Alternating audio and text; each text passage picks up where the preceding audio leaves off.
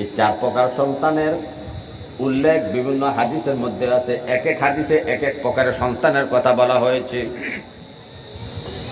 এর মধ্যে প্রথম 1 নম্বরের সন্তান হলো শহীদের মা বাবা। কারো সন্তান যদি শহীদ হয়, ওই শহীদের মা বাবার কপাল ভালো। কারণ শহীদরা বিনা হিসাবে জান্নাতি, তাদের কোনো আমল নামায় আল্লাহ দেখবেন না, কোনো হিসাবে তাদেরকে নিবেন না। আল্লাহ তাআলা তাদেরকে ডাক দিয়ে বলবেন, হে আমার ওলিরা, উদখুলুল জান্নাত, জান্নাতের মধ্যে প্রবেশ করো বিগয়রি হিসাব। আজকে তোমাদের কোনো হিসাব নেওয়া হবে না।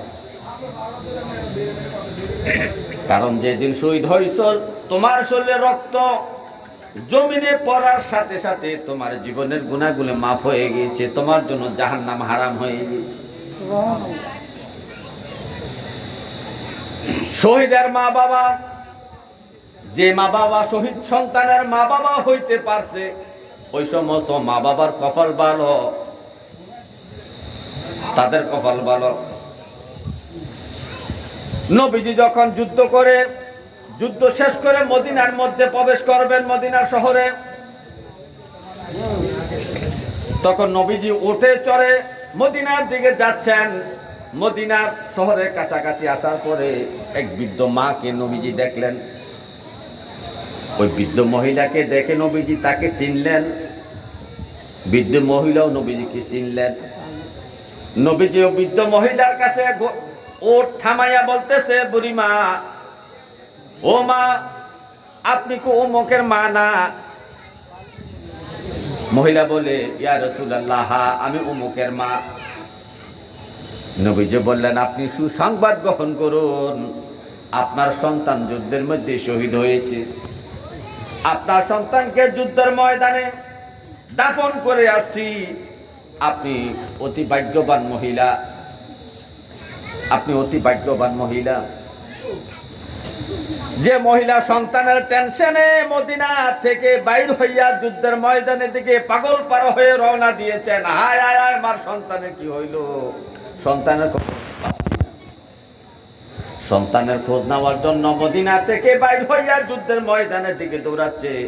আর ওই মহিলার কাছে যখন নবীজি তার সন্তানের শহীদ হওয়ার খবর দিলেন, মহিলা চোখের পানি মুছে বলতেছে, ইয়া রাসূলুল্লাহ, আমার সন্তানের জন্য আর কোনো আমার আফসোস নাই, দুঃখ নাই, আমি চোখের পানি মুছে ফেললাম। কারণ আমি জানি আমার এই সন্তানটা আমাকে জান্নাতে নিয়ে যাবে। সুতরাং এই সন্তানের জন্য আমি বড় খুশি। সুবহানাল্লাহ।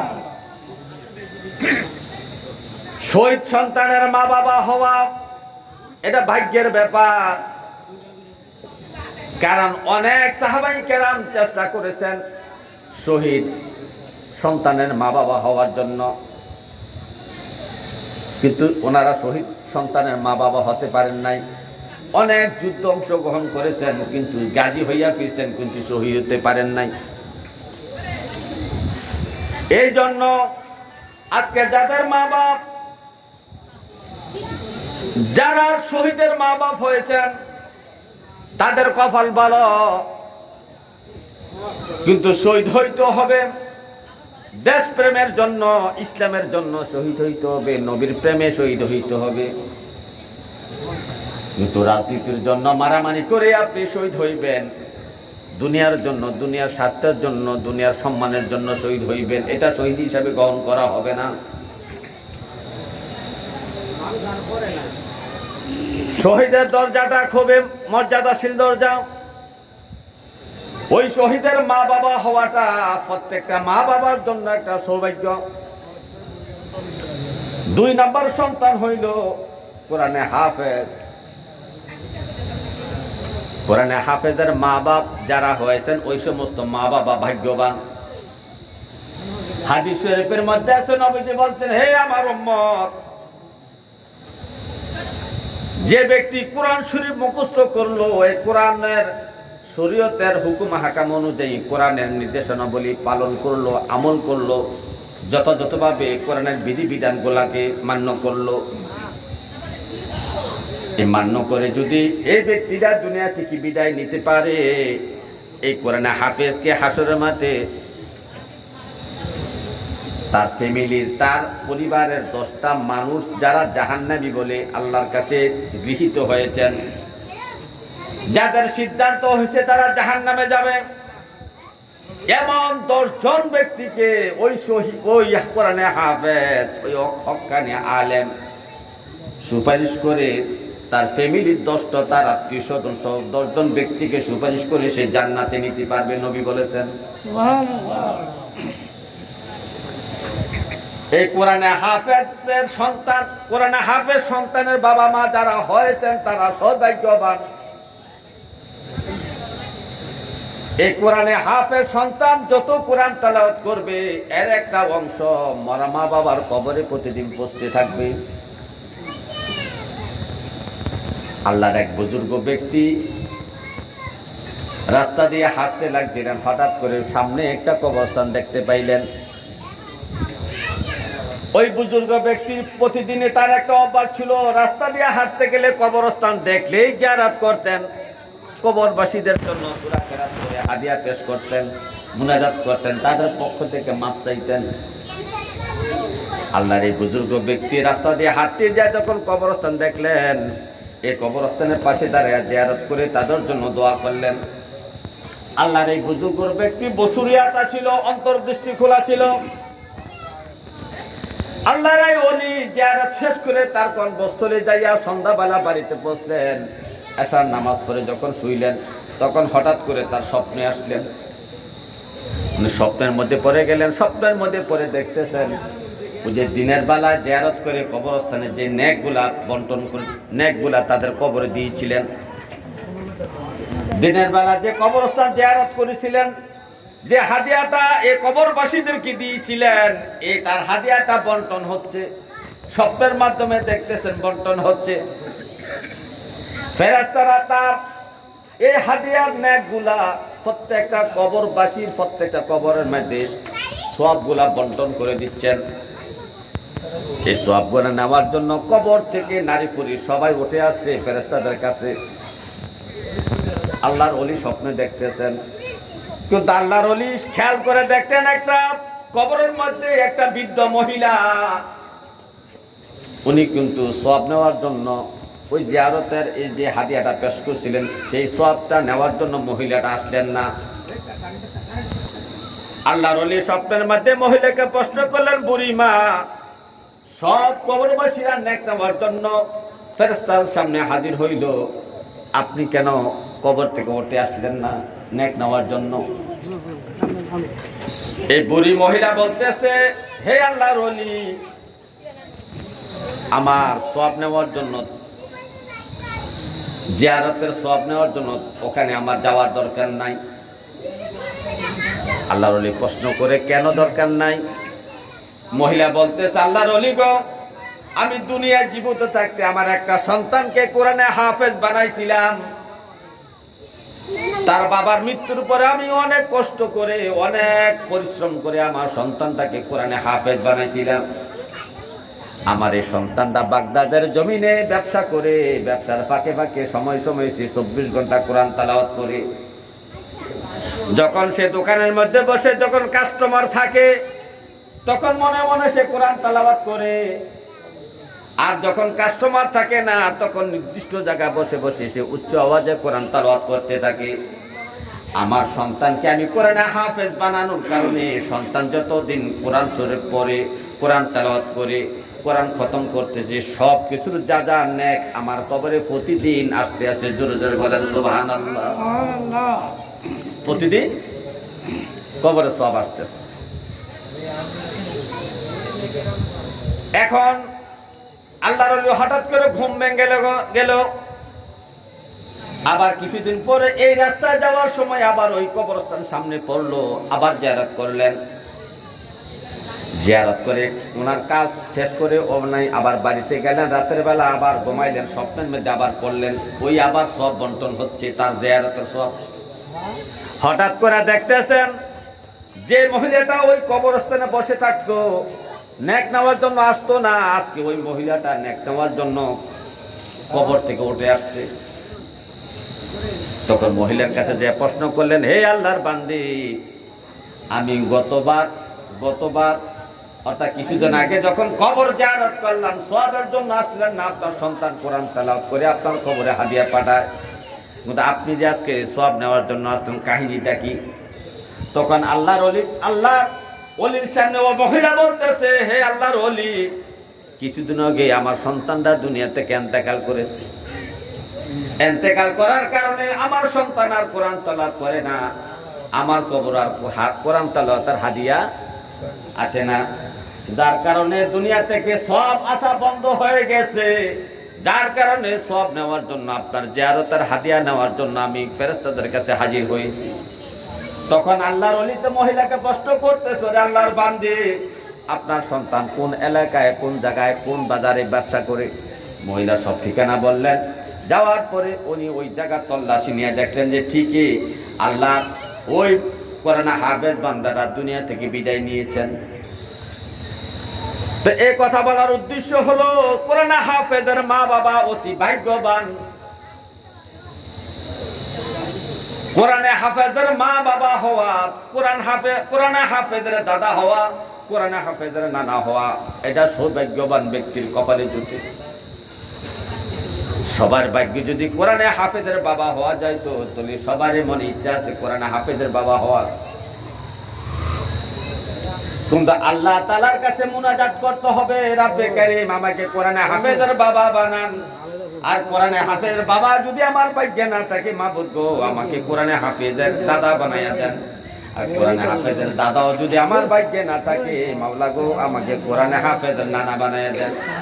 আপনি যদি কোরআনে হাফেজের নানাও হতে পারেন, দাদাও হইতে পারেন, তার যদি আপন চাচাও হইতে পারেন, মামাও যদি হইতে পারেন, ওই যে 10 জন ব্যক্তিকে সুপারিশ করে জান্নাতে নিয়ে যাবে, এর মধ্যে যদি আপনি একজন পড়ে যান, তাহলে আপনারও কপাল ভালো।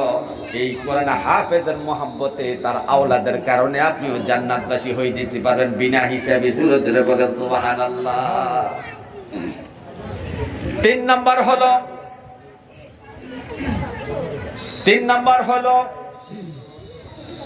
যে সমস্ত বাবা মার ছোট ছোট নাবালক সন্তান মারা যায়, যে সমস্ত মা বাবার ছোট ছোট বাচ্চারা দুনিয়া থেকে বিদায় নিয়েছে, বুক খালি করে কবরবাসী হয়ে গেছে, ওই সমস্ত মা বাবা অতি সৌভাগ্যবান। আর মানুষের একটা স্বভাবজাত কর্ম হলো, যে জিনিসটা তার বেশি উপকার আসবে সেটাকে সে আগে বলে যায়। যে সন্তানটা তার ক্ষতির কারণ হবে, ওই সন্তানের কথা বারবার স্মরণ হয়। যে সন্তানটা তার বেশি উপকারে আসবে দুনিয়া এবং পরকালে কবরে হাসর মিজানে, ওই সন্তানটাকে মা বাপ বলে যায়। আমাদের সমাজের অনেক মা বাবা আছেন, তাদের ছোট মাসুম বাচ্চা দুনিয়া থেকে বিদায় নিয়েছেন, অথবা মায়ের পেটে মৃত্যুবরণ করেছেন, মায়ের পেট থেকে বাইর হইয়া মৃত্যুবরণ করেছেন 4 বছর, 3 বছর, 7 বছর। এই বয়সের মাসুম নাবালক সন্তানগুলা মৃত্যুবরণ করেছে, অথচ মা বাপ ওই সন্তানকে আজকে বলে গেছে যে সন্তানটা তাকে জান্নাতে নেবে, সেই সন্তানের কথা তার স্মরণ নাই। হে আমার ভাইও, এই ছোট ছোট মাসুম বাচ্চারা যখন মারা যায়, তাদের তো একটা হক ছিল, মায়ের বুকের দুধ 2 বছর পর্যন্ত তারা খাবে, মায়ের আদর পাবে, বাবার আদর পাবে, দাদার আদর পাবে, নানার আদর পাবে। কিন্তু মায়ের কোলে থাকা অবস্থায় 3 বছর, 4 বছর অথবা 1 মাস, 2 মাস থাকার পরও শিশু বাচ্চাটা মারা যায়, তো দুধ খাওয়া থেকে বঞ্চিত হইল, মায়ের আদর থেকে বঞ্চিত হইল, বাবার আদর থেকে বাচ্চাটা বঞ্চিত হইল। এই বাচ্চাটাকে আল্লাহ কবর নিয়ে জান্নাতের মধ্যে তাকে জায়গা দেন। এই জান্নাতে এই বাচ্চাটা হযরত ইব্রাহিম আলাইহিস সালামকে বাবা বলে ডাকে। বাবার আদর নেওয়ার স্বাদ সে অনুভব করে। ইব্রাহিম নবীর স্ত্রী মা সারাকে মা বলে ডাকে। মা সারা এই ছোট মাসুম বাচ্চাটাকে আদর করে নিজের সন্তানের মতো। কেন আসে তাদের কাছে? মেরাজের রজনীতে নবীজি যখন গেলেন, তখন একটা মাঠের মধ্যে, বিশাল একটা মাঠের মধ্যে একটা গাছ আছে, গাছের নিচে 2 জন মানুষ বসে আছে 2টা চেয়ারের মধ্যে। আর গাছের চতুর্দিকে ছোট ছোট মাসুম বাচ্চারা খেলাধুলা করতেছে, দৌড়াদৌড়ি করতেছে, খেলাধুলা করতেছে। নবীজি কিন্তু এটা দেখতেছেন মেরাজের রাত্রে। জিব্রাইলকে প্রশ্ন করলেন, ভাই জিব্রাইল, ওই যে গাছের নিচে নূরানি চেহারা দুইটা মানুষ দেখা যায়, একটা নারী একটা পুরুষ, ছোট ছোট বাচ্চারা দেখা যায় খেলাধুলা করে, এরা কারা? জিব্রাইল বলতেছে, ইয়া রাসূলুল্লাহ, এই দুই চেহারে যে দুইটা মানুষ দেখতেছেন, একটা মানুষ হলো পুরুষ, মানুষটা হলো আপনার মুসলমানদের জাতির পিতা হযরত ইব্রাহিম আলাইহিস সালাম। আর পাশের চেহারা যে মহিলাটাকে, সুন্দরী মহিলাটাকে দেখতেছেন, বিশ্ব সুন্দরী মহিলা, ওই মহিলাটা হইল মা সারা, ইব্রাহিমের স্ত্রী, বড় স্ত্রী। এই ছোট ছোট বাচ্চারা কারা? জিব্রাইল বলতেছে, ইয়া রাসূলুল্লাহ, আপনার উম্মতের মধ্যে যে ছোট ছোট নাবালক বাচ্চারা মৃত্যুবরণ করে মায়ের পেট থেকে বাইরে হইয়া, অথবা 2 মাসে 3 মাস, 1 বছর 6 মাস, 2 বছর 3 বছর 4 বছর 5 বছর 6 বছর 7 বছর পর্যন্ত নাবালক থাকে। এই অবস্থায় যখন এই বাচ্চাগুলা মারা যায়, তারা মায়ের বাবার আদর থেকে বঞ্চিত হয়ে যায়, মা বাবার সেবা যত্ন থেকে বঞ্চিত হয়ে যায়। যখন তারা খেলাধুলা করতে থাকে, যখন একজনের সাথে একজনের ঝগড়া লাগে এবং তাদের মধ্যে কথা কাটাকাটি হয়, তখন হঠাৎ করে তাদের মায়ের কথা স্মরণ হয়। তারা যখন খেলতে যায় পড়ে যায়, যখন তারা ব্যথা পায়, তখন তাদের মায়ের কথা স্মরণ হয়, বাবার কথা স্মরণ হয়। যখন মায়ের কথা স্মরণ হয়, ছোট ছোট বাচ্চারা মা হাজেরার কোলে দৌড়াইয়া ওঠে। আর বাবার কথা যখন স্মরণ হয়, ব্যথা পাওয়ার পরে, তখন তারা বাবা ইব্রাহিমের কোলের মধ্যে তারা জড়াইয়া ধরে। আর যখন এই সন্তানেরা ওই জান্নাতের মধ্যে মা বাবার কথা স্মরণ হয়, জমিনের মধ্যেও কি ওই মা বাবার দিলের মধ্যে সন্তানের জন্য একটা আঘাত লাগে। হঠাৎ করে স্মরণ হয়, আহারে, আজকে 20 বছর আগে আমার 3 বছরের একটা ছেলে মারা গিয়েছিল, আজ থেকে 5 বছর আগে আমার 2 বছরের একটা মেয়ে মারা গিয়েছিল। এই কথাটা হঠাৎ করে স্মরণ হয়। আর এই স্মরণ হওয়াটা তার জন্য কপাল ভালো। আর এই স্মরণটা সব সময় করা দরকার, কারণ এই সন্তানটাই তাকে জান্নাতে নেওয়ার জন্য আল্লাহর কাছে আবদার করবে। রাব্বে কারীম বলবে, ও আমার শিশু বাচ্চারা, তোমরা জান্নাতে চলে যাও। তারা তখন বায়না ধরবে, রাব্বে কারীম, আমরা একা একা জান্নাতে যাব না। আমাদের দুনিয়ায় আমাদের মা বাপ ছিল, আমাদের মা বাবাকে নিয়ে আমরা জান্নাতে যাব। তখন রাব্বে কারীম প্রশ্ন করবে, এত হাজার হাজার হাসরের মাঠে মানুষ, এর মধ্যে তোমার বাবাকে তুমি কিভাবে চিনবে? মাকে তুমি কিভাবে চিনবে? মাকে তুমি কিভাবে চিনবে? বাবাকে তুমি কিভাবে চিনবে? তখন মাসুম বাচ্চারা বলবে, রাব্বে কারীম, আমার মায়ের শরীরের মধ্যে একটা গন্ধ ছিল, ওই গন্ধটা শুনলেই আমি বুঝতে পারবো এটা আমার মা। আমার বাবার শরীরের মধ্যে একটা সুগন্ধ ছিল, সুতরাং ওই গন্ধটা আমার নাকের কাছে আসলে আমি বুঝতে পারবো এটা দুনিয়াতে আমার বাবা ছিল। এইভাবে পরিচয় দিয়ে দিয়ে মা বাপকে জান্নাতে নিয়ে যাবে। আবার অন্য এক বর্ণনা আছে, যারা ছোট ছোট বাচ্চা ইন্তেকাল করেছে, মা বাবার বুক খালি করে দুনিয়া থেকে বিদায় নিয়েছেন, এই ছোট ছোট বাচ্চাগুলার যে নাভি থাকে, লম্বা নাভি, হাসর মাঠে তাদের নাভিগুলো অনেক লম্বা হয়ে যাবে। এই নাভি দিয়া মা বাবাকে পেঁচাইয়া টানে টানে জান্নাতের দিকে নিয়ে যাবে। ফেরেশতারা বাধা দিবে, না না, তোমাকে একা জান্নাতে যাওয়ার জন্য বলা হয়েছে, তুমি কেন তোমার মা বাবাকে তুমি নিয়ে জান্নাতে যাচ্ছ? তখন এই শিশু বাচ্চারা বলবে, না না না, আমার মা বাবাকে ছাড়া আমি জান্নাতে যাব না। তখন এই শিশু বাচ্চারা আল্লাহ তাআলা এত শক্তি দান করবেন, নাভি দিয়া পেঁচাইয়া মা বাবাকে টাইনা টাইনা জান্নাতে নিয়ে যাবেন। আর ফেরেশতারা বাধা দিবেন, না, তোমার মা বাবাকে জান্নাতে নেওয়া যাবে না। এই এর মধ্যে দস্তার মধ্যে এই শিশু বাচ্চারাই জয়ী হবে, তারা এই মা বাবাকে নিয়ে জান্নাতের মধ্যে চলে যাবে। জোরে জোরে বলেন সুবহানাল্লাহ। এই জন্য শিশু বাচ্চা মারা গেলে বিলাপ করতে নাই, দুঃখ তো হবেই, তবে দুঃখটা হবে আল্লাহর সন্তুষ্টির জন্য। মনে মনে ভাবনান্বিত হবে, রাব্বে কারীম, আজকে 9টা মাস আমার পেটের মধ্যে আমার সন্তানটা, আমার মেয়েটা, আমার ছেলেটা ছিল, আমি কত কষ্ট করেছি, কিন্তু আজকে জন্মগ্রহণ করলো, আজ 1 মাস হইলো, আমার সন্তানটা আমার বুক থেকে চলে গেল। রাব্বে কারীম, আপনি আমাকে আমানত হিসাবে একটা সন্তান দিয়েছিলেন, আবার আপনার আমানতটা আপনি ফেরত নিয়ে গেছেন, তাতে আমি খুশি আছি আলহামদুলিল্লাহ। রাব্বে কারীম, হাসরের মাঠে আমার এই সন্তানের সাথে আমার পরিচয় করাইয়া দিও, আমার সন্তানের সাফায়াত আমাকে নসিব করে দিও। আল্লাহ, আপনি যা সিদ্ধান্ত নিয়েছেন আমি আপনার সিদ্ধান্ত রাজি আছি, খুশি আছি মাওলা, আপনার প্রতি আমি কোনো বেজার না। আলহামদুলিল্লাহ বলে যদি আপনি এই শুকরিয়া আদায় করতে পারেন সন্তানের মৃত্যুতে, ওই সন্তানটাই আপনার জন্য পরকালে নাজাতের কারণ হইয়া দাঁড়াবে। আর যে মা বাবা বিলাপ করে কান্না করবে, আল্লাহ বুঝি আর দেখছে না, আল্লাহর কেড়ে হিসাব হয়েছে, আমার 3টা মেয়ের পরে একটা ছেলে হয়েছে, আর 6 মাস পরে ছেলেটা দুনিয়া থেকে বিদায় নিয়ে এলো, আল্লাহ আমার প্রতি এটা কি আচরণ করলো।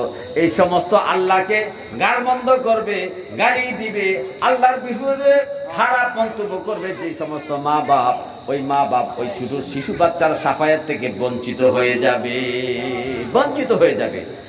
তখন এই ছোট ছোট শিশু বা সন্তানের মা বাপকে পরিচয় দিবে না যেটা আর আমার মা বাপ।